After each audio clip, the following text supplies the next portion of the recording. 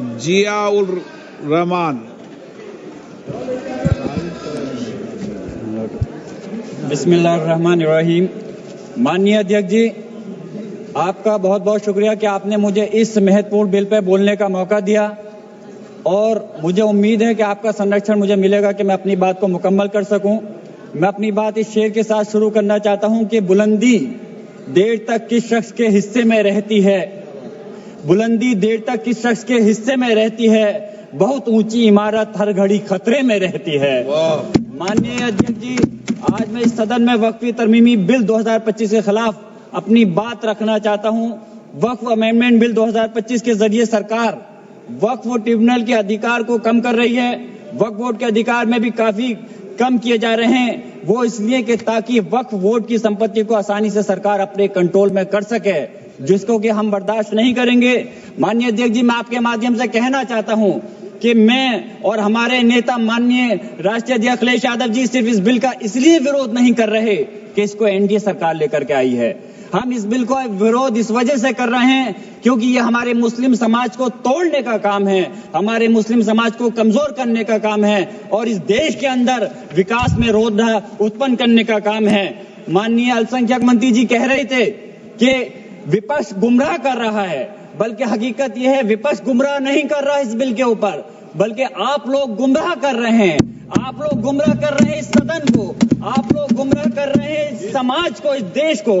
आपकी सरकार का नारा था का सबका साथ सबका विकास। मैं पूछना चाहता हूं, ये आपका नारा खोखला है।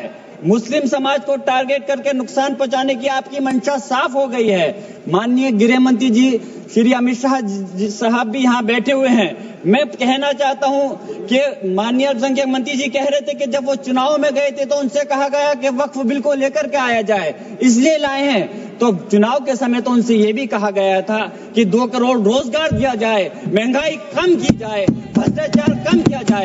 हमारे लोगों को उस चीज की जरूरत है, वो क्यों नहीं देते?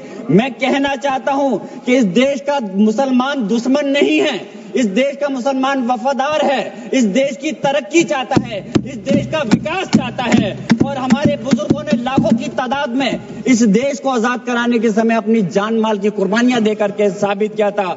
देश का जब बंटवारा किया था माननीय अध्यक्ष जी, तो उस वक्त अगर जो मुसलमानों को प्यार था पाकिस्तान से वो चले गए, जिनको इस हिंदुस्तान से प्यार था, वफा थी, वो आज इस हिंदुस्तान के अंदर है।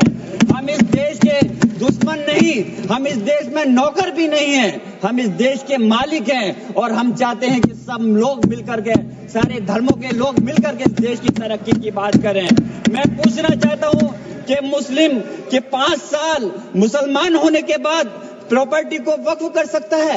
कैसा मजाक है ये? किस प्रकार की बात है? महिला सम्मान की आप बात करते हैं। अरे महिला सम्मान के अंदर तो पहले ही 2 महिलाएं बोर्ड के अंदर रहती थी। आपने कौन सा नया तीर मार दिया कि कौन सी ज्यादा महिलाओं को आप अधिकार दे रहे हैं?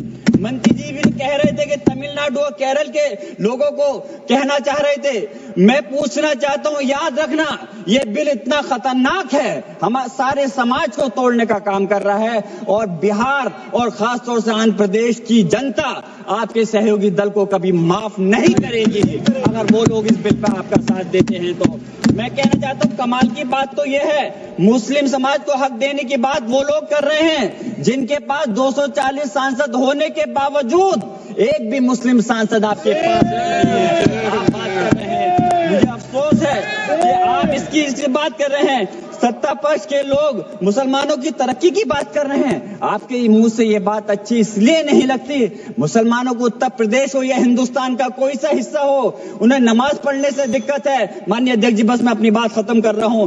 अजान से दिक्कत है, मदरसों से दिक्कत है, मुसलमानों के कारोबार से दिक्कत है, मुसलमानों की स्कॉलरशिप को बंद कर रहे हैं और उसके बाद वक्फ के माध्यम से मुसलमानों को हक दिलाने की आप बात कर रहे हैं। मेरा कहना है कि क्या देश में माननीय न्यायालयों के अंदर पहले से मुकदमों की कमी है जो नए इस बिल को लाकर के नए जन्मों को विवाद दिया जा रहा है?